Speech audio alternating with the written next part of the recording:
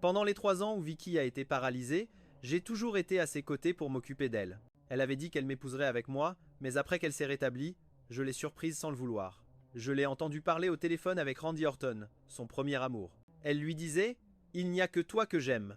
Pour moi, il n'est rien de plus qu'un toutou. Comment pourrais-je l'épouser ?» J'ai juste dit ça en l'air et il y a cru.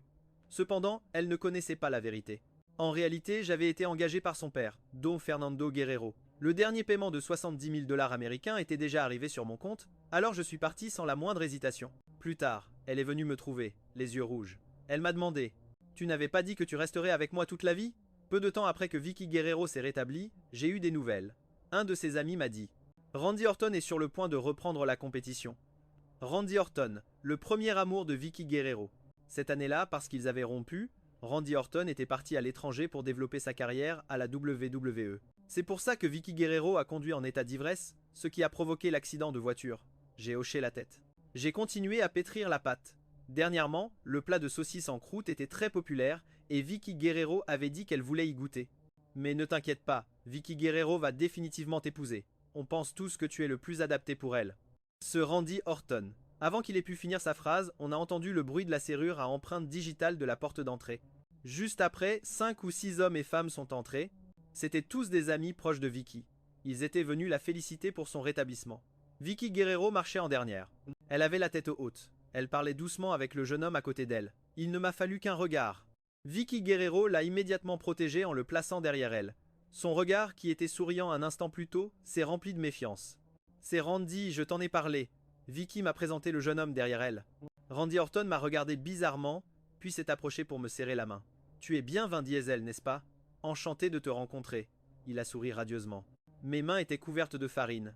J'ai juste souri et dit « Bonjour, désolé, mes mains ne sont pas propres. » Contre toute attente, Randy Orton a soudainement pris un air triste. Ses yeux ont rougi et il a dit « Ce n'est pas grave. » Puis il s'est retourné et est parti dans le salon pour retrouver les autres. Alors que je me demandais ce qui se passait, Vicky Guerrero s'est approchée, le visage froid. Elle m'a reproché à voix basse. « Pourquoi l'as-tu mis dans l'embarras, hein ?» Vicky Guerrero a froncé les sourcils. Le retour de Randy n'a aucune autre intention. « Ne te mêle pas de ses affaires. Je t'épouserai. De toute façon, n'importe qui ne peut pas devenir le gendre des Guerrero comme toi. » Ce qu'elle voulait dire, c'est que m'occuper d'elle pendant 3 ans, c'était la forcer à m'épouser. Elle me faisait une immense faveur en acceptant de se marier avec moi. Et tout ça après que je me sois traîné dans sa maison de riche, en lui léchant les bottes pendant 3 ans comme un chien.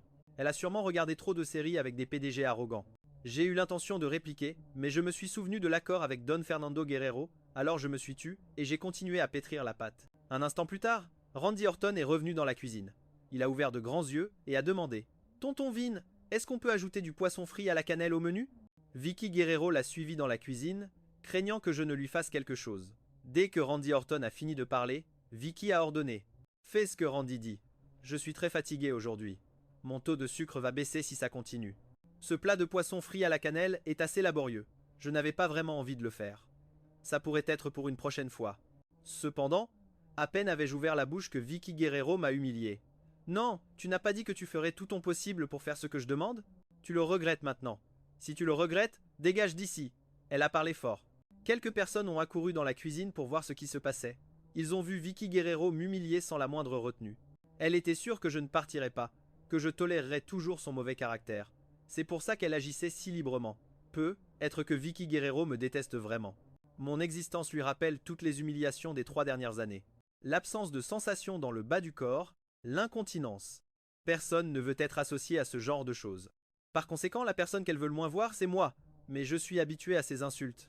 Elle a été paralysée pendant 3 ans et, à la moindre contrariété, elle déversait toute sa négativité sur moi. Elle disait que j'étais gros comme un porc, laid comme un démon et stupide à en pleurer. On dirait que c'est seulement en me rabaissant au plus bas point qu'elle pouvait oublier ses jambes paralysées et la douleur d'avoir été abandonnée par son amant. Cependant, juste après, elle s'accrochait à moi comme à une bouée de sauvetage. Avec un regard fou, elle me demandait « Tu ne vas pas me laisser, n'est-ce pas ?»« C'est ça.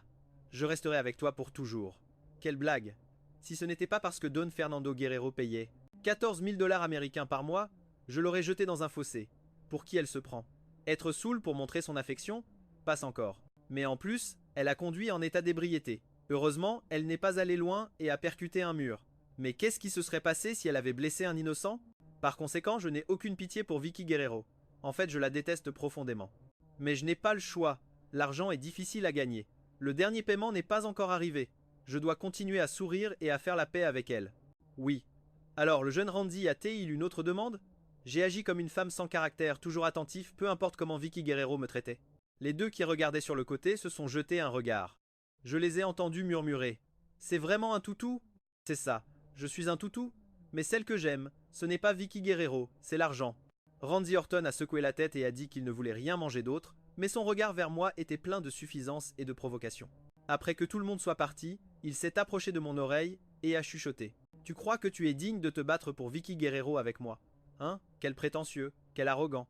Mais il va être déçu. Cette femme ne m'intéresse absolument pas. Voyant que je ne bronchais pas, Randy Orton a eu l'impression de donner un coup d'épée dans l'eau. Il a ri froidement. Continue de faire semblant que tu t'en fiches. Vicky Guerrero a déjà accepté de me donner le projet que tu voulais. Tu vois ce que tu as eu tant de mal à obtenir? D'un simple geste de la main, Vicky Guerrero te le refile. Mon geste en écaillant le poisson s'est arrêté. J'ai tenu le couteau et je l'ai fusillé du regard. Répète ça. Qu'est-ce que Vicky Guerrero t'a donné? Randy Orton a reculé un peu, effrayé, mais il est resté provocateur. Vicky Guerrero est prête à tout me donner. Pourquoi tu ne dégages pas de la maison des Guerrero? Sur ce, il est sorti en courant de la cuisine. En pensant à ce que Randy Orton avait dit, je n'avais plus le cœur à cuisiner. J'ai enlevé mon tablier et je me suis préparé à demander des comptes à Vicky Guerrero. C'était clairement un projet que j'avais gagné étape par étape. Pourquoi Randy Orton me l'a-t-il pris?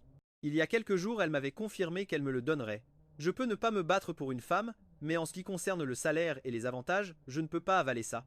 Mes pas vers le salon me semblaient lourds. C'était peu, être dû au fait d'avoir été occupé tout l'après-midi. Ajouté à la colère, cela m'a provoqué une crise d'hypoglycémie.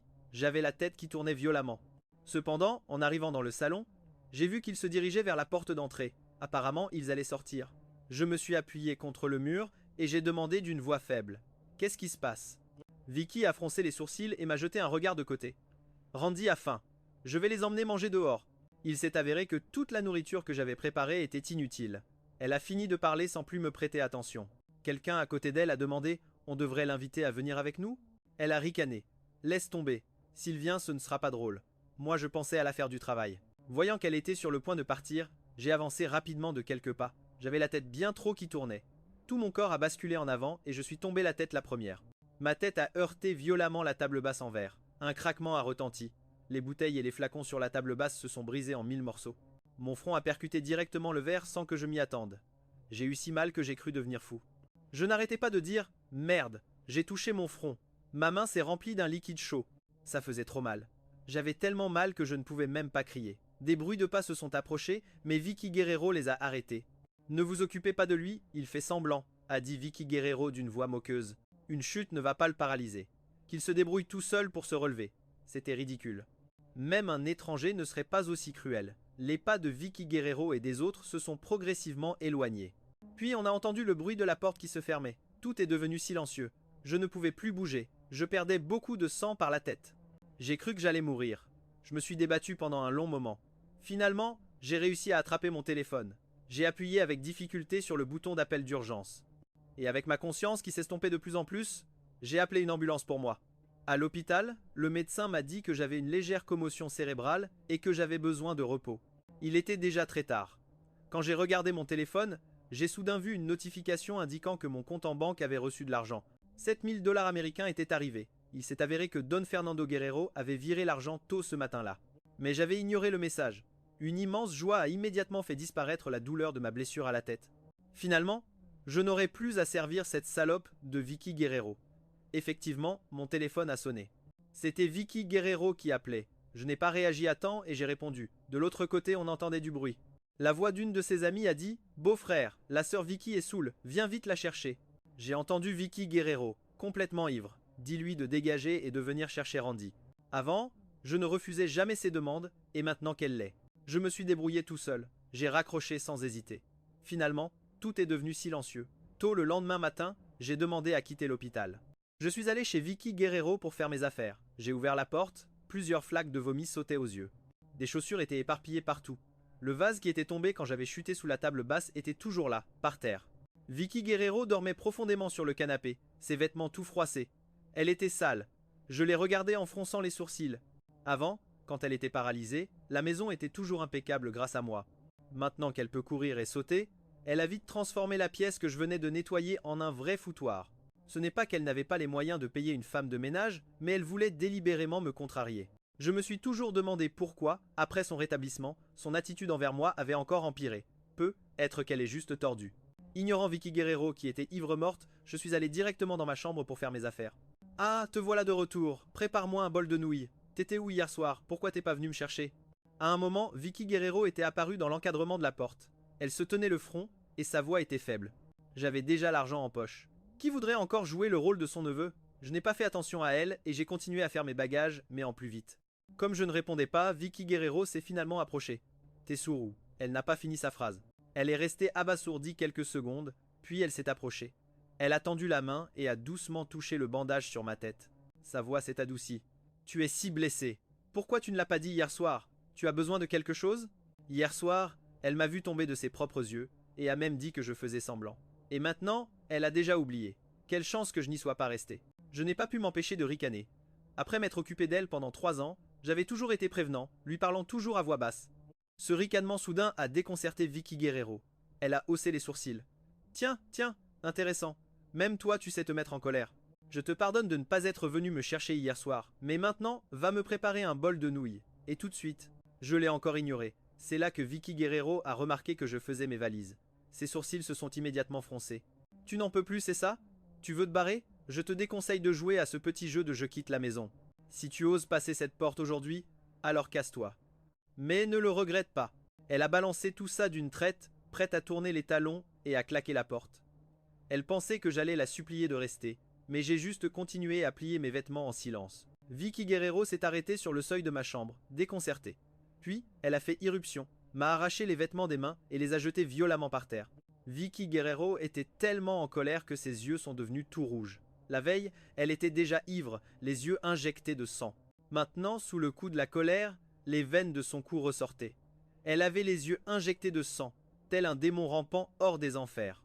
L'atmosphère est devenue tendue pendant un instant, mais elle a été rapidement brisée par la sonnerie d'un téléphone.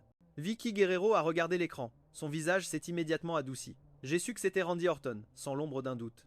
Bingo! Vicky Guerrero a répondu au téléphone d'une voix mielleuse. Elle est allée dans sa chambre, et sa voix, ni trop forte ni trop basse, est parvenue jusqu'à mes oreilles. Je l'ai entendu dire « Ne pleure pas. Il n'y a que toi que j'aime. Lui, ce n'est qu'un petit chien que je tiens en laisse.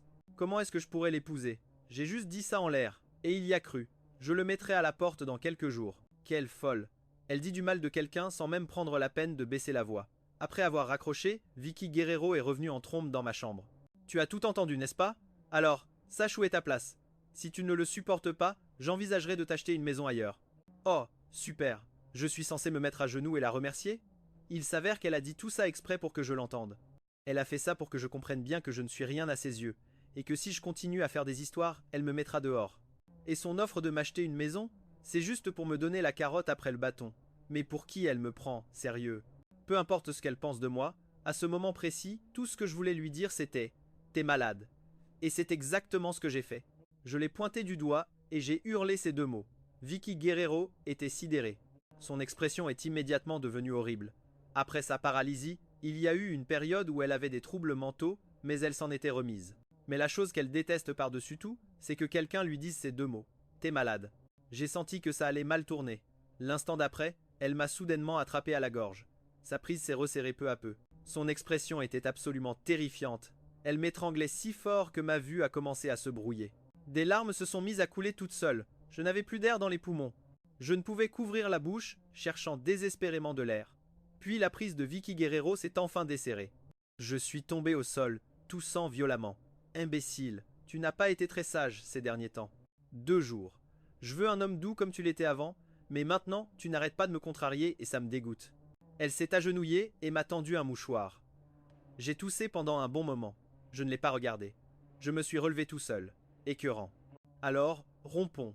Les déménageurs viendront chercher mes affaires tout à l'heure. Elle est restée agenouillée. Lentement, je me suis calmé. Je sentais encore la douleur dans mon cou. Puis, je me suis levé. Je l'ai regardé de haut, j'ai levé la main et je l'ai giflé de toutes mes forces. Un claque sec a retenti. 5 marques de doigts rouges sont rapidement apparues sur le visage de Vicky Guerrero. Je te rends l'appareil. À partir de maintenant, chacun sa route. On n'a plus rien à voir ensemble. Après avoir giflé Vicky Guerrero, je me suis en fait un peu inquiété. non pas par peur que la relation s'envenime, mais par crainte qu'elle ne redevienne subitement folle. Pour rester en vie, il vaut mieux se tenir à l'écart des personnes folles. Puis, Vicky Guerrero a reçu un appel téléphonique de Randy Orton. Avant de partir, elle a dit qu'elle me pardonnait pour le moment. Cette fois, c'est peu, être parce que j'avais trop bien joué la comédie avant. Elle pensait vraiment que je l'aimais à en mourir. Elle est tellement toxique. Elle est restée paralysée au sol pendant un long moment. Son cerveau aussi avait dû se paralyser. Le lendemain, je suis allé à l'entreprise. Les ressources humaines m'ont informé que j'étais licencié. La raison, c'est la présidente Guerrero qui m'a personnellement renvoyé. Nous ne pouvons rien y faire. Même si j'avais déjà deviné ce résultat, j'ai tout de même ressenti un peu d'amertume dans mon cœur. Ce n'était pas pour rien, j'étais venu travailler dans son entreprise pour pouvoir mieux m'occuper d'elle. Par peur des commérages des autres, j'ai commencé comme simple employé. Puis j'ai été promu progressivement chef d'équipe et, étape par étape, je suis devenu le responsable. Au cours des 3 dernières années, sur ce chemin d'ascension en apparence facile, il y avait eu d'innombrables difficultés indescriptibles. Par conséquent, en apprenant la nouvelle si soudainement, il était inévitable que je me sente triste.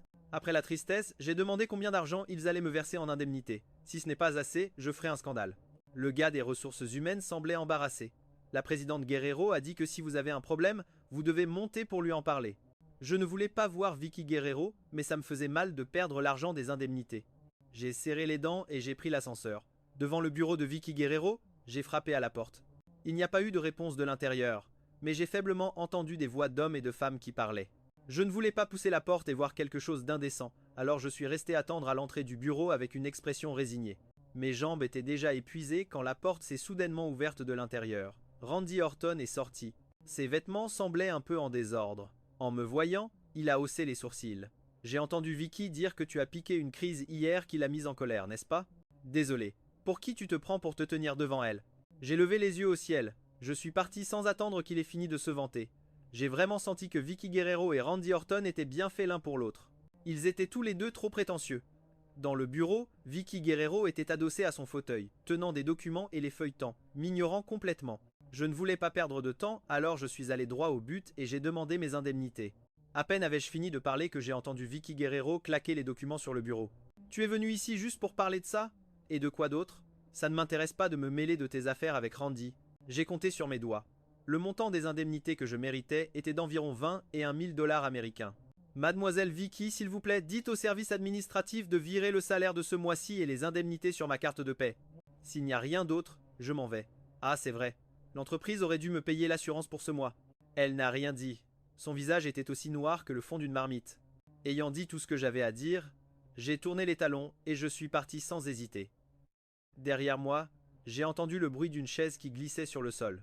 L'instant d'après, j'ai senti une forte poussée dans le dos. Vicky Guerrero m'avait coincé dans un coin du mur. Je t'ai accordé assez de patience. Tu as assez joué. Rentre à la maison, dit-elle en s'approchant. Je me suis approché d'elle aussi, mademoiselle Vicky. C'est toi qui m'as dit de dégager et c'est aussi toi qui me retiens maintenant. Mais pourquoi est-ce que je devrais t'obéir? Fais-tu partie de ma famille, peut-être? De toute évidence, Vicky Guerrero n'a pas pu répondre à ma question. Elle a ouvert la bouche, incapable de dire quoi que ce soit. Même si tous ses amis m'appelaient beau-frère, Vicky Guerrero n'avait jamais reconnu notre relation. Tant mieux. Je ne voulais pas être son petit ami non plus. Je me suis libéré de son emprise, sans me soucier de son expression confuse et déçue. Je lui ai juste rappelé que si les indemnités sont insuffisantes, je la dénoncerai à l'inspection du travail. L'argent est tout ce qui t'importe. Est-ce que ma compagnie n'était aussi que pour ça? M'a-t-elle demandé. Et quoi d'autre? J'ai hésité. À cause de ma promesse à Don Fernando Guerrero, je ne pouvais pas le dire si directement. Disons que c'était pour l'argent. Maintenant, tu peux être avec Randy. Et on pourra dire que les amants sont enfin réunis. Mon départ est la meilleure chose pour tout le monde. Vicky Guerrero a souri, mais il n'y avait aucune trace de joie sur son visage. Elle avait l'air terrifiante. Réfléchis bien avant de te décider, Binel. Ne crois pas que ton ascension facile est quelque chose que tu as accompli tout seul. Loin de moi, tu n'es rien. À ses yeux, le fruit de mes efforts n'était qu'une aumône qu'elle m'avait accordée. La colère qui m'envahissait s'est finalement transformée en indifférence. Ayant vécu avec elle pendant 3 ans, j'ai vite compris qu'il était impossible de la raisonner. Finalement, je lui ai juste répondu avec un sourire. Vous n'avez pas besoin de vous inquiéter pour moi, mademoiselle Vicky. Vicky Guerrero a hoché la tête, avec une expression qui disait que tout était sous contrôle. J'attendrai que tu pleures et que tu me supplies de revenir. Elle n'aurait pas pu dire une chose pareille sans avoir lu au moins 20 romans sur des PDG arrogants. Je me suis retenu de rire. Je voulais voir ce qu'elle pouvait bien me faire. J'ai très vite compris les intentions de Vicky Guerrero. J'ai passé des entretiens dans 5 entreprises d'affilée, et aucune ne m'a embauché. Mon expérience professionnelle était clairement supérieure à celle des autres. Le projet que j'avais préparé était excellent, mais j'ai quand même été refusé. Même un idiot comme moi pouvait comprendre que Vicky Guerrero manigançait quelque chose dans mon dos. Elle voulait utiliser cette tactique pour me forcer à redevenir son aide-soignant. Elle était vraiment très malade. Peu importait l'étendue de son pouvoir, je n'avais qu'à aller dans une autre grande ville. Après tout, je ne suis pas d'ici. C'est ce qu'on appelle avoir le sens de l'adaptation. La veille de mon départ pour Ciudad Fuerte, une personne de la boutique de robes de mariée m'a appelé. On m'a dit que le costume que j'avais commandé était prêt et on m'a invité à venir l'essayer. Je ne me souvenais pas d'avoir commandé un costume, mais les informations personnelles qu'ils ont mentionnées correspondaient parfaitement aux miennes, j'ai donc dû me rendre à la boutique pour vérifier. C'est seulement en arrivant que j'ai réalisé que Vicky Guerrero et moi y étions déjà allés. C'était il y a 1 an. À cette époque, elle pouvait enfin marcher avec des béquilles. Elle était très excitée et m'avait demandé de l'emmener se promener partout. Elle était fière. Elle ne voulait pas aller dans des endroits bondés. Elle n'acceptait d'aller que dans des zones rurales peu fréquentées. Cette boutique de robes de mariée était située en périphérie. Elle était spécialisée dans les créations sur mesure. Vicky Guerrero a vu par hasard une robe de mariée exposée dans la vitrine. Soudain, elle a dit quelque chose qui n'avait aucun sens. Celui-ci me plaît. Puis elle m'a traîné dans la boutique et m'a demandé d'essayer ce costume. Je suis un homme pragmatique. Je travaille pour l'argent, en me disant qu'elle me payait très bien chaque mois. J'ai donc essayé le costume avec plaisir. À ce moment-là, elle a froncé les sourcils et a dit que ça ne m'allait pas bien, puis elle m'a fait essayer d'autres costumes. Après ça, nous sommes partis. Alors qui a bien pu commander ce costume finalement? Le propriétaire de la boutique m'a accueilli chaleureusement. Il a demandé à quelqu'un d'apporter le costume terminé à la cabine d'essayage. J'ai demandé qui l'avait commandé. Le propriétaire a répondu: « Qui d'autre que votre dame? Vous vous êtes trompé. Ce n'est pas pour moi. Nous ne nous sommes pas trompés, a dit une voix derrière moi. C'est pour toi. » Je me suis retourné et j'ai vu Vicky Guerrero. Je ne l'avais pas vue depuis 2 semaines. Ses cheveux avaient un peu poussé. Ses amis m'avaient appelé. Ils m'ont dit que récemment, elle sortait souvent et buvait beaucoup. Ils m'ont conseillé de revenir auprès de Vicky pour prendre soin d'elle.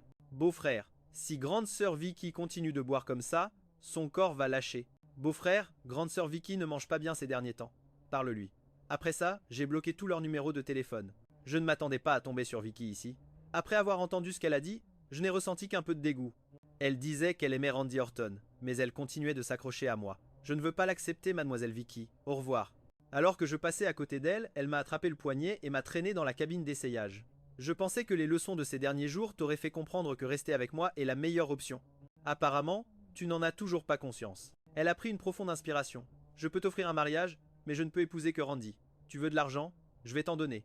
Vicky, les yeux remplis de folie, a sorti un chèque de son sac, a griffonné quelques chiffres et me l'a mis sous le nez. Après le montant, il y avait beaucoup de zéros. J'ai senti une bouffée de chaleur en voyant ça, mais je n'ai pas tendu la main pour le prendre. C'est vrai que j'ai besoin d'argent. C'est pour ça que j'ai accepté la proposition de Don Fernando de m'occuper de Vicky Guerrero. 5000 $ par mois. Je considérais ça comme mon salaire pour un travail. Mais l'argent que Vicky Guerrero m'offrait était différent. C'était comme si elle achetait un objet. Mon amour. Je sais que je ne lui plais pas. La raison pour laquelle elle voulait me garder à ses côtés, c'était simplement parce que j'avais été trop attentionné auparavant. Pour elle, j'étais juste un bon gros. Un punching ball pour se défouler. Elle pouvait déverser toutes ses émotions négatives sur moi sans aucune retenue, et je devais tout supporter pour toujours. Je ne l'abandonnerai jamais. Bien sûr, c'est ce qu'elle pensait. Le chèque était juste devant moi. Je mentirais si je disais que ça ne m'a pas tenté, mais je l'ai refusé. Sans aucune autre raison. L'argent ne pouvait pas effacer mon dégoût pour Vicky Guerrero. Mademoiselle Vicky, je crois que je dois être clair avec vous. Vous ne me plaisez pas, et je n'ai aucune intention de devenir votre mari. J'espère qu'on ne se reverra plus. Alors, à quoi ont bien pu servir ces 3 années? Vicky Guerrero s'est approchée, les yeux rouges. À quoi elles ont servi? C'était le goût de l'argent. Ce n'est pas important. Mademoiselle Vicky n'a pas à s'inquiéter. Sa proximité m'a effrayé. J'ai attrapé mon cou et j'ai reculé. Vicky Guerrero s'est arrêtée net, sans bouger, les lèvres tremblantes, et a dit d'une voix sèche: « Ce jour-là, j'étais trop en colère. C'est pour ça que je t'ai étranglé. Je suis désolé. » Elle s'excusait rarement auprès de moi, mais je n'ai absolument rien ressenti. Je n'ai rien dit. Je suis sorti directement de la cabine d'essayage. Le lendemain, j'ai quitté Fuerte City pour me rendre au village de Conoja. Bien que le village de Conoja ne soit pas aussi prospère que Fuerte City, il offre de magnifiques paysages et un rythme de vie plus lent, idéal pour se reposer. Mon grand-père est dans la maison de retraite du village de Conoja. Chaque mois, je prenais le temps de lui rendre visite. Au départ, je voulais faire carrière dans la grande ville, puis le faire venir vivre avec moi. Mais maintenant, il semble qu'il vaut mieux rester au village de Conoja. Profitant du fait qu'il me reste un peu d'argent, je vais ouvrir une petite supérette. La vie tranquille à attendre que l'argent rentre chaque jour, c'est très bien aussi. Dès mon arrivée, je me suis précipité à la maison de retraite pour voir mon grand-père. Le vieil homme était très heureux de me voir, il a même mangé un peu plus que d'habitude. En apprenant que j'étais prêt à rester, il a été ému aux larmes, disant que nous pourrions enfin être plus proches. Tu as dû beaucoup souffrir dehors, n'est-ce pas? C'est mieux d'être à la maison. Sur le moment, je n'ai rien ressenti. Mais les paroles de mon grand-père ont soudainement ravivé le profond sentiment d'injustice que j'avais refoulé au fond de mon cœur. Je n'ai pas pu m'empêcher de pleurer. Je me suis retourné et j'ai pleuré dans son dos.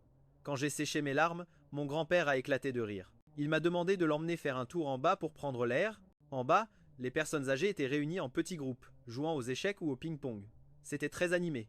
À ce moment-là, mon grand-père a soudainement tiré sur la manche de ma chemise, me faisant signe de regarder droit devant. Plusieurs jeunes, vêtus de gilets rouges de bénévoles, apprenaient aux papis et aux tontons à jouer d'instruments de musique. Certains jouaient du héru, d'autres de la flûte, et d'autres encore du pipa.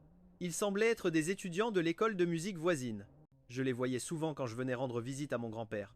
Cette fois, comme les autres fois, mon grand-père m'a dit de faire attention à une fille grande et mince parmi eux. Le vieil homme marmonnait ça depuis un bon moment. Il m'a dit qu'il s'était renseigné, que la fille s'appelait Yoli, qu'elle n'avait pas de petite amie et que je devrais tenter ma chance. J'ai ri maladroitement. Je changeais toujours rapidement de sujet. Cette fois, mon grand-père ne m'a pas laissé m'en tirer comme ça. Il a insisté pour que je l'emmène voir Yoli enseigner la flûte. Je n'ai pas eu d'autre choix que d'y aller. Yoli utilisait sa propre flûte pour donner l'exemple à tout le monde, jouant un extrait pour que les gens voient bien l'enchaînement de ses doigts. Les doigts de la jeune fille étaient fins, blancs et souples sur la flûte en bambou. Rien que de les regarder était déjà agréable à l'œil. En plus, elle jouait très bien. À la fin du morceau, j'ai applaudi chaleureusement, ce qui a fait que Yoli s'est retournée pour regarder. Nos regards se sont croisés. Nous avons tous les deux souri. En réalité, Yoli et moi avions déjà parlé plusieurs fois. Une fois, son groupe était venu faire du bénévolat à la maison de retraite. Il s'est mis à pleuvoir des cordes au moment où il partait. J'avais un parapluie à ce moment-là, alors je le lui ai prêté. C'est comme ça que j'ai su le nom de Yoli et des autres. Parfois, on se saluait quand on se voyait, mais ça s'arrêtait là. Je suis paresseux en amour. Je voulais juste gagner de l'argent. De plus, une fille aussi élégante et pleine de caractère que Yoli ne devait sûrement pas manquer de prétendants. Je n'ai jamais pensé à tenter ma chance. Quand tout le monde a eu fini et rangé ses affaires, Yoli s'est approché. Ça fait longtemps. On dirait que tu n'es pas venu le mois dernier. Oui, le mois dernier, Vicky Guerrero était complètement rétablie, et il y avait trop de petites choses à régler. J'ai hoché la tête. Mon grand-père a probablement senti qu'il y avait une alchimie entre Yoli et moi, alors il s'est éclipsé avec une expression pleine de sous-entendus. Nous n'étions plus que tous les deux. Yoli a soudainement montré le coin de mon front et a demandé « Tu es blessé ?» Je suis resté perplexe un instant avant de comprendre. Elle parlait de la cicatrice laissée par le coup sur la table basse. Pour cacher cette cicatrice, je m'étais délibérément laissé pousser la frange plus longue. Une frange. De peur que mon grand-père ne s'inquiète s'il la voyait. En l'entendant, j'ai instinctivement couvert ma blessure. Ça se voit beaucoup? Non. Ton grand-père ne le remarquerait probablement pas. Voyant ma vive réaction, elle s'est empressée d'expliquer. Puis elle a ajouté « L'hôpital de la ville peut faire de la chirurgie pour enlever les cicatrices. Si tu as le temps, tu devrais y jeter un œil. » Après ça, nous nous sommes à nouveau dit au revoir. Si je voulais m'installer au village de la Feuille, il me fallait au moins un endroit où vivre. J'ai d'abord loué une petite maison. On ne peut pas ouvrir une supérette du jour au lendemain. Je devais d'abord choisir l'emplacement, puis chercher des fournisseurs. Pendant un certain temps, j'ai été extrêmement occupé. Ce jour-là, je suis allé à la maison de retraite pour apporter à mon grand-père des raviolis que j'avais fait moi-même. Contre toute attente, j'ai vu l'oncle Miguel dans la chambre de mon grand-père. En me voyant, il m'a jeté un regard en coin. « Oh, tiens, ne serait-ce pas notre étudiant? Ton grand-père dit que tu comptes revenir. La vie dans la grande ville n'est pas si facile, hein? Je te l'avais bien dit. Si tu t'étais marié plus tôt avec la fille idiote du village, comme tout irait bien pour toi. Me marier avec une idiote, ce serait vraiment génial. » Cette année-là, après avoir fini l'université, il a insisté pour que je me marie rapidement. Après avoir reçu la lettre d'acceptation de l'université au CAG, mon grand-père a insisté pour que j'aille y étudier. L'oncle Miguel est devenu furieux. Il avait accepté 4200 $ américains de la famille de l'autre partie. Si j'allais étudier, cet argent devrait être rendu. Alors, pendant les vacances d'été de cette année-là, il a comploté pour que la fille idiote et moi consommions le mariage. Heureusement, j'ai été assez malin pour m'échapper. Je suis allé directement en ville et j'ai prévenu la police. Même si les preuves n'étaient pas suffisantes pour faire arrêter l'oncle Miguel et la famille Obama, j'ai finalement coupé les ponts avec eux. Nous n'avons plus aucun contact. Je suis né à la campagne. Mes parents sont morts dans un accident de chantier quand j'étais petit. J'étais très jeune à l'époque. Les 7000 $ américains d'indemnisation ont été gardés par mon grand-père. Mais à cause de la panique durant ses vacances d'été, mon grand-père s'est tellement mis en colère qu'il a eu un AVC. L'argent a été pris par la famille de l'oncle Miguel. Mon grand-père était inconscient. Je craignais de mettre trop de pression sur la famille de l'oncle Miguel, de peur qu'il ne s'occupe pas de lui. Je n'ai pas cherché à savoir où était passé l'argent de l'indemnisation. Pendant mes 4 années d'université, j'ai payé mes frais de scolarité et de subsistance en faisant différents petits boulots. Plus tard, quand j'ai eu de l'argent, j'ai emmené mon grand-père à la maison de retraite. Je couvrais les 600 dollars américains de frais mensuels. À la maison de retraite, l'état de mon grand-père après son AVC s'est progressivement amélioré et il a lentement récupéré. La famille de l'oncle Miguel ne se souciait plus de lui. Je me demandais ce que l'oncle Miguel venait faire ici cette fois-ci. Soudain, l'oncle Miguel a changé de ton. Il a dit « Dépensez 600 dollars américains ici chaque mois. Ce serait mieux de nous donner l'argent. Je m'occuperai de papa. » J'ai refusé catégoriquement. Mon grand-père a hésité. Après tout, l'oncle Miguel était son fils, et il lui manquait beaucoup. Mais le vieil homme m'a regardé et a ensuite dit fermement « Non ». L'oncle Miguel a levé les yeux au ciel. « Papa, n'oublie pas, après ta mort, qui s'occupera de tes cendres et qui portera le deuil pour toi ?» Je me suis mise en colère aussi. J'ai posé brusquement la boîte repas sur la table de chevet. Mon grand-père est en bonne santé. Pourquoi tu parles de ça? L'oncle Miguel est arrivé sans raison et est reparti précipitamment. Cependant, ces paroles ont fait réfléchir mon grand-père. Les personnes âgées ont encore des idées démodées, croyant qu'après la mort, c'est le fils aîné qui doit s'occuper des rites funéraires. Mais si mon grand-père était vraiment recueilli par la famille de l'oncle Miguel, il n'arrêterait jamais de me demander de l'argent. De plus, on ne s'occuperait pas bien de mon grand-père. J'ai exprimé mes inquiétudes à mon grand-père. Il a soupiré et a dit qu'il savait tout ça et qu'il n'irait nulle part. Je me suis senti rassuré. Le lendemain, je suis allé me renseigner sur la famille de l'oncle Miguel. J'ai appris que sa fille, c'est-à-dire ma cousine, avait une énorme dette de jeu. Il y a quelques jours, les créanciers ont même bloqué l'entrée de leur maison.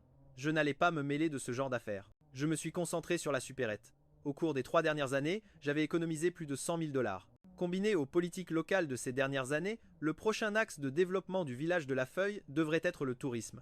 J'ai utilisé 140 000 dollars américains pour construire une maison d'hôtes et 70 000 pour ouvrir la supérette. J'ai mis le reste de côté.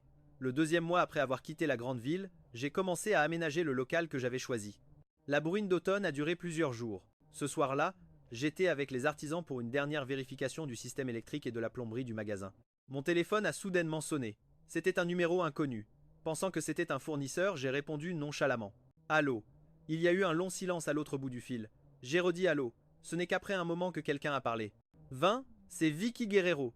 J'ai immédiatement raccroché et bloqué son numéro. Je ne comprenais pas pourquoi.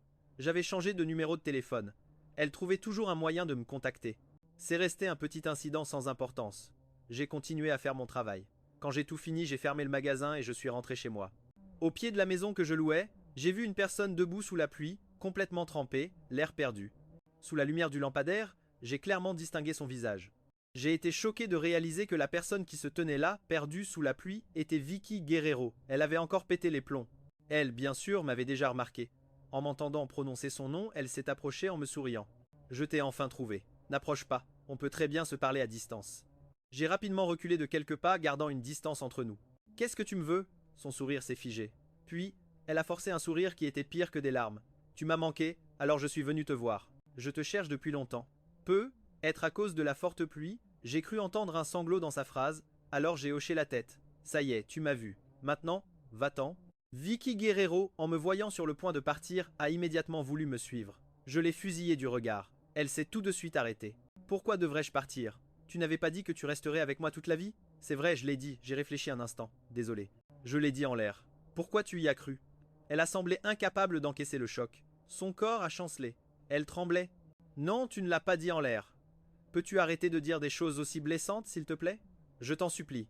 Sa voix était étouffée, presque suppliante. Elle est devenue un vrai traumatisme pour moi. J'ai ouvert le portail, je suis entré et j'ai claqué la grande porte en fer. Vicky Guerrero a vacillé. Elle est passée de la marche rapide à la course. Il y avait une marche devant le portail, elle a trébuché et est tombée. La tête la première, et son front a violemment heurté la marche en ciment. On a entendu un boum à vous faire grincer des dents. Elle s'est vite relevée, a mis la main sur sa blessure et s'est approchée de la porte en fer. J'ai mal, 20. J'ai très mal. À travers la grille, elle disait qu'elle avait mal. Sa voix était plaintive, comme si elle faisait des caprices.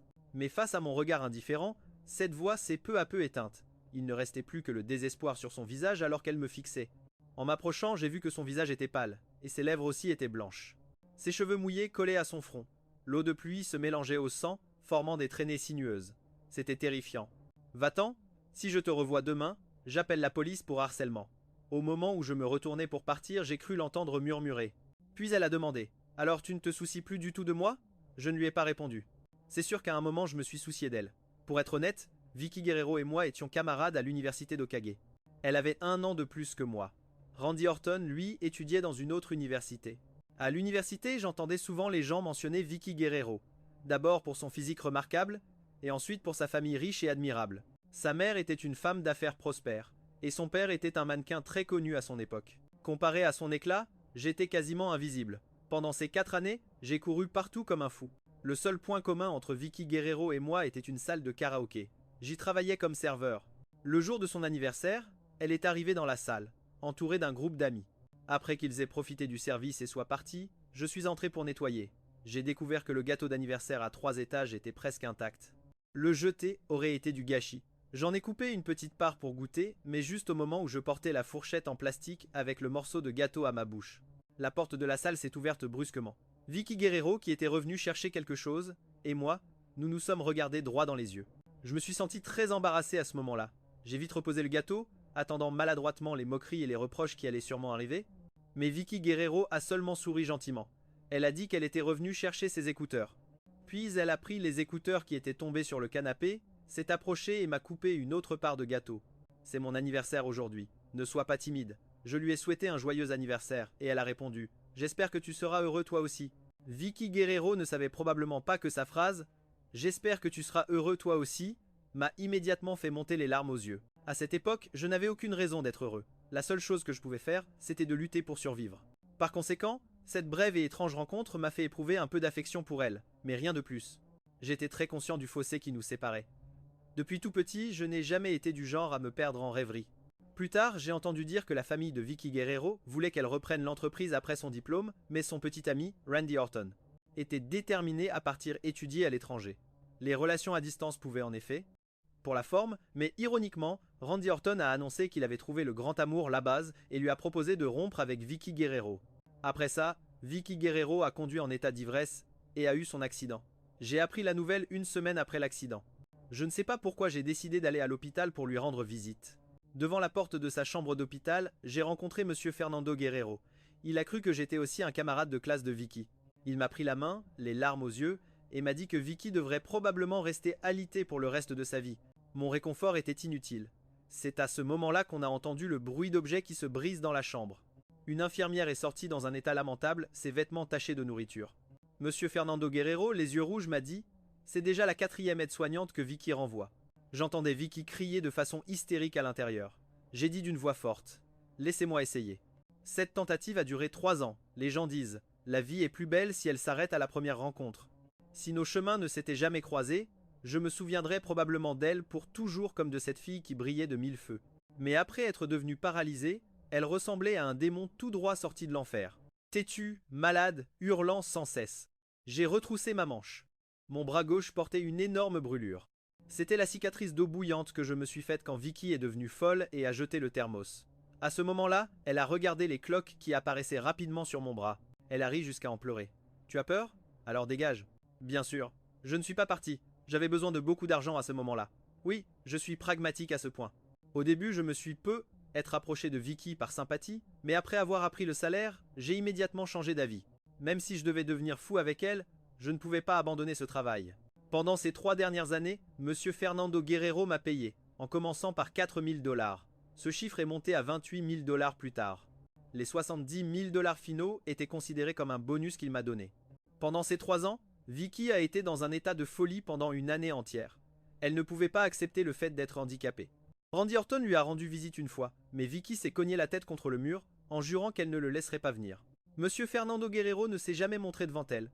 Ce n'est que plus tard que j'ai appris que Vicky n'était pas ivre uniquement à cause de Randy Orton. La situation réelle était bien plus compliquée.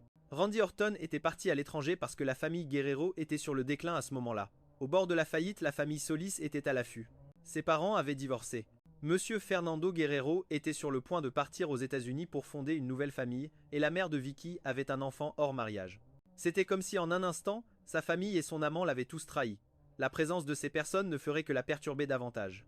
Par conséquent, j'étais toujours à ses côtés, agissant comme un amant secret qui obéissait toujours et était éternellement loyal. Je devais la guider hors de ce cauchemar d'avoir été trahi par le monde entier. C'était le conseil du médecin à l'époque, et c'est ensuite devenu l'accord entre Monsieur Fernando Guerrero et moi. Pendant ces longues nuits, Vicky dans sa folie me demandait sans cesse « Tu resteras avec moi pour toujours ?» Et je lui répétais « Oui ». La deuxième année après l'accident, Vicky n'était plus folle. Je lui faisais de l'acupuncture et des massages tous les jours. Après plusieurs opérations, elle pouvait à peine se relever. La pluie continuait de tomber dehors, mais je ne voulais plus me souvenir du temps où je m'occupais de Vicky. Je considérais simplement ça comme un travail difficile mais bien payé. J'avais obtenu plus de ressources et de contacts et je considérais tout cela comme ma compensation. Je pensais que la visite de Vicky n'était qu'un incident isolé. Mais contre toute attente, même pas 2 jours plus tard, j'ai de nouveau rencontré Randy Orton. Il m'a dit sans détour de partir, d'aller n'importe où, tant que Vicky ne pourrait pas me trouver. Il m'a dit « Ta tactique est vraiment sophistiquée. Reculer pour mieux sauter. Maintenant regarde, elle ne m'aime plus. En quoi ces affaires me concernent ?» Mes mots l'ont visiblement mis en colère. Randy Orton a pointé son doigt sur mon nez et a crié « Tu as profité de mon absence pour séduire Vicky et maintenant que je suis de retour, tu lui colles encore au basque? T'as pas honte ?» Après avoir dit ça, il m'a jeté sa tasse de café. Je l'ai attrapé par les cheveux et je lui ai écrasé la tête contre la table. Le café dans ma main s'est renversé sur sa tête et son visage. Ensuite, je lui ai mis 2 gifles. Parle clairement. Et retiens bien ça, je n'ai aucun intérêt pour Vicky Guerrero. Un gamin pourri gâté comme Randy Orton n'était pas de taille contre moi. Il est devenu presque fou, hurlant qu'il allait me faire le regrettera, je te ferai tout perdre. Quelques jours plus tard, j'ai ouvert ma petite supérette. À peine avait-elle ouvert qu'elle a été vandalisée et pillée par un gang. En un instant, tout était en ruine. Au début, quelques personnes sont venues m'aider, mais le gang a répandu des rumeurs disant que j'étais un briseur de couple. Les badauds non seulement ne m'ont pas aidé, mais ils m'ont aussi pointé du doigt.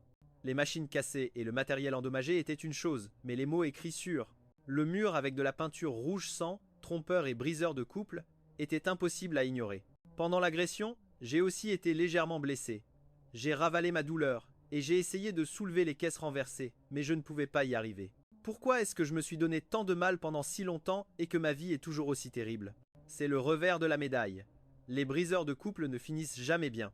Un magasin ouvert par ce genre de personnes est voué à l'échec. Je me suis appuyé contre une étagère. Mon hypoglycémie a refait surface et ma tête s'est mise à tourner. Je me suis souvenu de l'université quand je travaillais à temps partiel au comptoir de la cafétéria. Parfois, je nettoyais aussi la cafétéria. Une fois, un étudiant m'a accusé d'avoir volé sa montre. Les gens autour ont aussi dit que j'étais un voleur sans morale. Très peu de personnes ont pris ma défense. À ce moment-là, j'étais effrayé et terrifié. Mais j'ai quand même essayé de régler la situation. Il s'est avéré qu'un employé de la cafétéria l'avait prise et m'avait fait accuser. Après que j'ai aidé l'étudiant à récupérer sa montre, il s'est aussi excusé. Il y a 6 ans, j'ai pu prouver mon innocence. Comment pourrais-je abandonner 6 ans plus tard? Ça va? Quelqu'un s'est arrêté devant moi. Ma vision est redevenue nette et j'ai réalisé que c'était Yoli. Elle a hoché la tête. J'ai entendu ton grand-père dire que la supérette ouvrait aujourd'hui, alors je suis venu pour aider à fêter ça. J'ai souri amèrement. Merci. Non seulement elle est venue, mais ses amis bénévoles sont aussi venus. Ils ont vu les graffitis mais n'ont rien demandé. En silence, ils m'ont aidé à ranger l'endroit et ont appelé la police. J'ai senti mes yeux s'embuer. Mais j'ai soudainement reçu un appel de la maison de retraite. Ils m'ont dit que mon grand-père était agité et qu'il avait eu un AVC. Je n'ai pas eu le temps de me préoccuper de la supérette. En apprenant la nouvelle, j'ai immédiatement couru à la maison de retraite. Dans la chambre de mon grand-père, la famille de l'oncle Miguel pleurait bruyamment. En me voyant arriver, mon oncle aîné m'a immédiatement attrapé en hurlant. « Espèce d'enfant ingrat, tu as mis ton grand-père en colère au point de le tuer?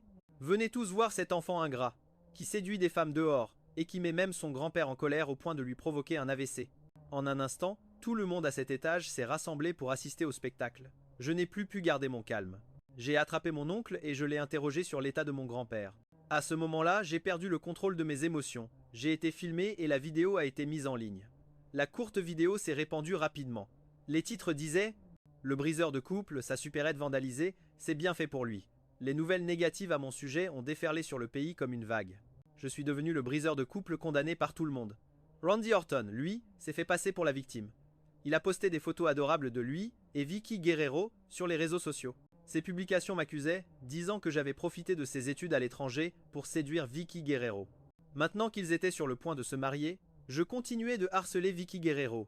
Les internautes, bien sûr, l'ont soutenu. Comme je suis resté au chevet de mon grand-père toute la journée, je n'avais pas la tête à me soucier d'autre chose.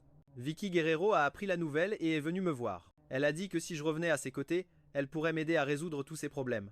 Elle a débité un tas de choses, mais je l'ai ignoré. Akiang, tu peux me dire un mot? Même si c'est juste pour me regarder. Je n'ai même pas pris la peine de tourner la tête. Va-t'en. Comment oserait-elle faire quoi que ce soit à Randy Orton? De plus, Randy Orton avait aussi le soutien de la famille Solis. Les nouvelles à mon sujet sur internet devenaient de plus en plus étranges, affectant sérieusement ma vie quotidienne. Même en sortant acheter des légumes, les gens me montraient du doigt. Le responsable de la maison de retraite m'a suggéré subtilement à plusieurs reprises de faire les démarches pour que mon grand-père quitte l'établissement. Personne ne se souciait de mes pertes financières, ni du fait que Randy Orton avait engagé un gang pour me blesser. Certains internautes ont même dit que le gang qui a saccagé mon magasin rendait la justice divine et qu'il ne devrait pas être puni. J'ai lu froidement chaque commentaire jusqu'à ce que j'en voie un comme celui-ci.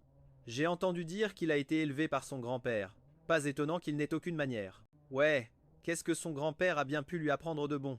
Les larmes me sont montées aux yeux immédiatement. C'est moi qui avais entraîné mon grand-père là-dedans. J'ai contesté la publication de Randy Orton, exposant clairement la vérité, mais mes explications publiées en ligne ont été rejetées par tout le monde. L'opinion publique indignée se fichait de ce que je disais. Ai-je dit? Je me suis calmé, et j'ai mis de l'ordre dans mes pensées. Randy Orton était actuellement au sommet de sa supériorité morale, donc je devais le faire tomber de son piédestal. C'était le seul moyen d'avoir une chance de parler. J'ai pensé à la famille de l'oncle Miguel. Mon grand-père ne croirait pas facilement que je m'immisçais dans les relations des autres. La famille de l'oncle Miguel avait certainement dû lui montrer quelque chose de nouveau pour le secouer. En suivant ce raisonnement, j'ai commencé par ma cousine. C'est une personne faible, crédule et timide. J'ai utilisé des mots habiles, mêlant persuasion et menace. En plus, elle se sentait déjà coupable envers mon grand-père, alors je lui ai soutiré les preuves. Il s'est avéré que quelqu'un avait récemment contacté l'oncle Miguel. On lui avait dit de montrer une vidéo à mon grand-père. C'était une vidéo de surveillance modifiée dans laquelle mes activités quotidiennes dans l'ancienne entreprise étaient coupées et recollées de manière chaotique. Elle montrait que je collais Vicky Guerrero tous les jours et qu'elle était très mal à l'aise avec moi. Elle m'avait même dit de partir plusieurs fois, mais étant insignifiant, je n'osais pas dire un mot, comme si je craignais de la mettre en colère. Cependant, la situation réelle était que Vicky Guerrero était en pleine crise de nerfs au bureau à ce moment-là et que j'étais en train de la consoler. La scène changeait. Vicky Guerrero tenait la main d'un autre homme. Elle disait d'une voix pleine d'émotion. « Ne pleure pas, je n'aime que toi. Lui, il n'est rien de plus qu'un toutou pour moi. Comment pourrais-je l'épouser? Je l'ai juste dit comme ça, et il y a cru. Je le jetterai dans quelques jours. » Randy Orton avait inclus l'enregistrement de l'appel de ce jour-là dans la vidéo.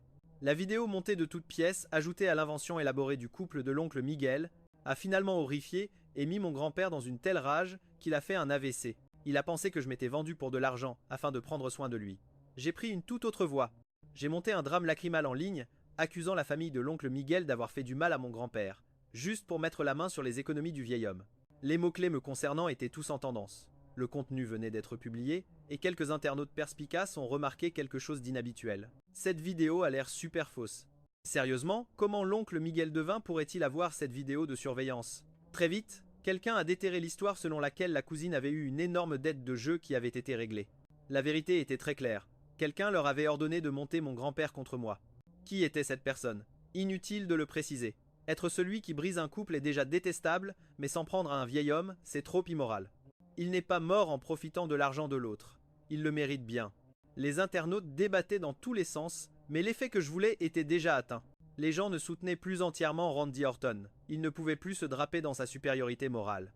Ensuite, il allait devoir faire face à ma contre-attaque, mais ce à quoi je ne m'attendais pas, c'est qu'une marée de faux comptes est intervenue. Ils ont commencé à redorer l'image de Randy Orton dans cette relation. Randy Orton est la victime. Laissez-le tranquille. Maintenant, vous dites ça. Vous voulez encore accuser la victime?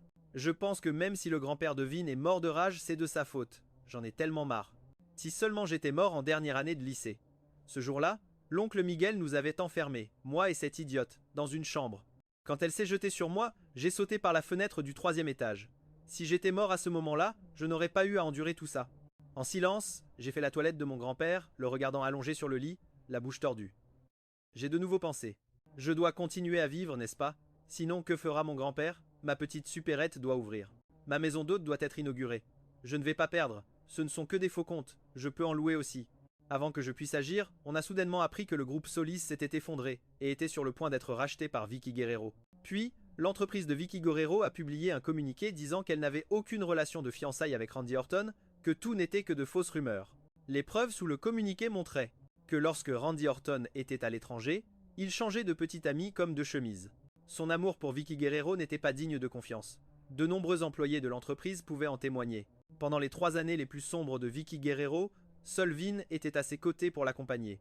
En un instant, la relation entre Vicky Guerrero et moi est passée d'un attachement méprisé à un grand amour digne d'éloge. Les internautes disaient « C'est quoi cet amour de conte de fées ?» Je vais pleurer. Il s'avère que Vicky Guerrero a racheté le groupe Solis parce que Randy Orton a fait du mal à Vin. Faux. Elle ne l'a pas fait pour moi. C'était la vengeance qu'elle avait planifiée contre Randy Orton. Cette vengeance, depuis sa crise de nerfs jusqu'à maintenant, avait été méticuleusement préparée pendant 2 ans. Maintenant que son souhait était exaucé, sa folie était quelque chose que les gens de l'extérieur ne pouvaient pas comprendre. Les actions du groupe Solis se sont effondrées, et une série de scandales ont été révélés les uns après les autres. Plusieurs d'entre eux étaient liés à Randy Orton. Il a été accusé d'avoir falsifié sa thèse de fin d'études. Une fois la nouvelle confirmée, son diplôme lui a été retiré. Le deuxième scandale concernait sa consommation de substances illicites pendant ses études à l'étranger. Le troisième, le quatrième. Tout ça a fait un effet boule de neige, provoquant finalement une terrible avalanche. Les personnes qui m'avaient insulté en ligne ont alors tourné leur attention vers lui. Randy Orton n'a pas supporté la pression. De plus, il ne pouvait pas accepter d'avoir été manipulé par Vicky Guerrero. La mauvaise nouvelle soudaine de la faillite de sa famille l'a poussé à faire plusieurs tentatives de suicide. Plus tard, j'ai entendu dire qu'il était mort de maladie. Mais c'était bien après. Le revirement de l'opinion publique a été instantané. On aurait dit que c'était pour laver mon nom, mais en réalité, tout n'était qu'un jeu d'argent. J'ai lancé un live. Le contenu, c'était moi en train de peindre, de nettoyer la supérette et de ranger les étagères. Les habitants du quartier qui connaissaient la vérité sont venus m'aider de leur plein gré. Certains ont même glissé des lettres d'excuses dans la boîte à suggestions. Les internautes blaguaient en disant qu'ils montaient la garde pour moi. L'effet a été étonnamment positif. Les affaires de la supérette ont commencé à s'améliorer progressivement. Je laissais toujours le live tourner. Les internautes plaisantaient en disant qu'ils m'aidaient à surveiller le magasin. Yoli venait aussi de temps en temps faire des courses. Si elle me voyait décharger de la marchandise, elle me donnait un coup de main. Une fois, elle a laissé son téléphone sur le comptoir pour m'aider à déplacer des cartons. J'ai accidentellement vu le pseudo sur un réseau social qu'elle n'avait pas fermé. 20. J'ai reconnu ce pseudo. Quand j'étais la cible des internautes, une utilisatrice avec ce nom m'avait aidé à démentir les rumeurs. À l'époque, quelqu'un avait dit que j'étais une mauvaise personne depuis le collège. Elle s'était disputée avec ce hater, présentant des preuves que j'étais un bon élève pour le contredire. Il s'est avéré que c'était elle qui avait pris ma défense. Yoli et moi, on se connaît depuis le collège.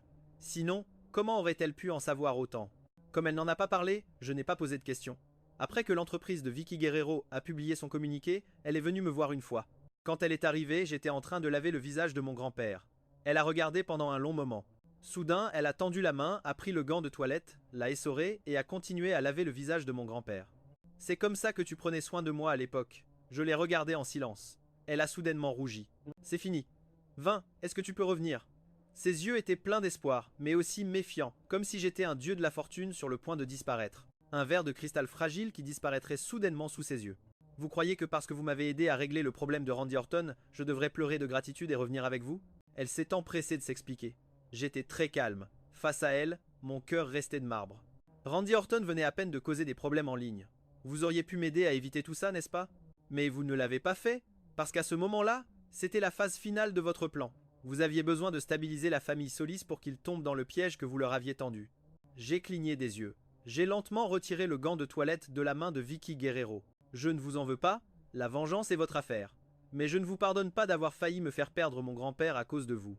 La lueur dans ses yeux s'est éteinte. Vous aviez deviné que vos mauvais traitements envers moi n'étaient qu'une comédie pour Randy Orton. Vous aviez aussi deviné mon plan. Mais vous n'avez pas pu deviner mes sentiments pour vous. Moi, je l'ai compris dans la boutique de robes de mariée. Le costume que vous aviez commandé est mon préféré. La couleur aussi, c'est mon bleu ciel favori. Vicky Guerrero a semblé heureuse en entendant mes mots, mais mes phrases suivantes ont réduit en cendres l'espoir dans ses yeux. Mais votre affection n'est rien de plus qu'une habitude, celle de m'avoir eu à vos côtés pendant 3 ans. Sans moi, si quelqu'un d'autre arrivait, vous vous habitueriez aussi. Que j'aie de la sympathie pour vous ou que vous ayez commencé à vous soucier de moi, nous n'avons jamais été sur un pied d'égalité. Alors mademoiselle Vicky, il est inutile de revenir. J'ai retiré complètement le gant de sa main. Vicky Guerrero est restée dans la position de le tenir à moitié. En me voyant me lever pour partir, prise de panique, elle a attrapé le bas de ma chemise. Comment pouvons-nous être égaux? Dis-le-moi, s'il te plaît. L'égalité, c'est que lorsque je vous refuse, vous devez lâcher prise et partir. Randy Orton est venu aussi, mais cette fois, il n'était plus arrogant. Il m'a supplié de dire quelques mots gentils devant Vicky Guerrero. Si mon dégoût pour Vicky Guerrero venait de contradictions accumulées sur le long terme envers Randy Orton, je ne ressentais qu'une haine pure. La haine de celui qui a directement fait du mal à mon grand-père. Comment aurais-je pu l'aider? J'ai juste ri. Regarde, je ne fais rien et elle a déjà fait tant de choses pour moi. Qui es-tu pour que je t'aide? Vicky Guerrero n'est plus jamais réapparue. De temps en temps, j'entendais parler d'elle aux informations télévisées. Elle était devenue la présidente du groupe Guerrero, réussissant à écarter sa mère, et elle était devenue une figure importante dans le monde des affaires. Plus tard, on a appris que sa santé mentale se dégradait. Elle ne pouvait plus assumer son rôle de présidente. Elle a été transférée aux États-Unis pour y être soignée. Cependant, avant de tomber malade, Vicky Guerrero avait massivement investi dans le tourisme du village de Konoja. Les affaires de ma maison d'hôte étaient florissantes. Les profits des directs de ma petite supérette ne cessaient également d'augmenter. J'ai saisi l'occasion. J'ai tourné une série de courtes vidéos sur une journée à la supérette et je les ai publiées sur des plateformes de vidéos courtes. Je suis redevenu célèbre. Ensuite, j'ai fondé le studio Ninja. Tout allait dans la bonne direction. Une fois que le studio a été sur les rails, j'ai accepté les avances de Yoli et je suis devenu son petit ami. Après avoir fait plus ample connaissance, j'ai découvert qu'elle n'était pas étudiante en école de musique, mais professeure, et qu'elle avait fait un master à l'université Hokage. Elle m'a raconté que lorsqu'elle étudiait à l'université Hokage, elle venait souvent, manger là où je travaillais à temps partiel, mais que je ne regardais que la cuillère et jamais la personne, ce qui l'avait beaucoup déçue. Elle me connaissait depuis le lycée. C'était parce que mes photos étaient souvent affichées dans la rubrique des meilleurs élèves. 2 ans plus tard, Yoli et moi, nous nous sommes mariés. Le jour de notre mariage, j'ai reçu un cadeau envoyé par Don Fernando Guerrero. Un chèque d'une somme colossale de 10 millions de dollars et 2 enveloppes, l'une de Vicky Guerrero et l'autre de Don Fernando. Dans sa lettre, Don Fernando expliquait que le chèque correspondait au bien que Vicky Guerrero me laissait. C'est à ce moment-là que j'ai appris que la famille de Vicky avait des antécédents de maladies mentales héréditaires. Au début, Don Fernando n'avait pas supporté la situation et avait voulu divorcer peu après leur mariage. Vicky Guerrero a fait sa 2e crise psychotique. Je n'étais pas là pour elle. Dans la nuit sombre et silencieuse, elle se mettait à parler toute seule dans la pièce vide. « Tu resteras avec moi ?» Mais il n'y avait plus personne à ses côtés pour lui répondre « oui ». Elle semblait replonger dans le cauchemar d'il y a des années, devenir infirme et être abandonnée par sa famille et ses amis. Quand sa santé mentale s'est un peu améliorée, elle est devenue obsédée par les sports extrêmes. Lors d'un saut en parachute, elle a eu un accident et n'y a pas survécu. Mais elle avait rédigé un testament à l'avance dans lequel elle répartissait les biens à son nom. Je n'ai pas ouvert la lettre de Vicky Guerrero parce que dans les longues nuits sans lune, son clair de lune à elle devait aller éclairer d'autres endroits. J'ai tenu le chèque entre mes mains, le fixant longuement. Puis, je l'ai déchiré, ainsi que la lettre de Vicky. Les morceaux sont tombés, pareils à des papillons voletant sur de la soie colorée. Tout était terminé depuis bien longtemps.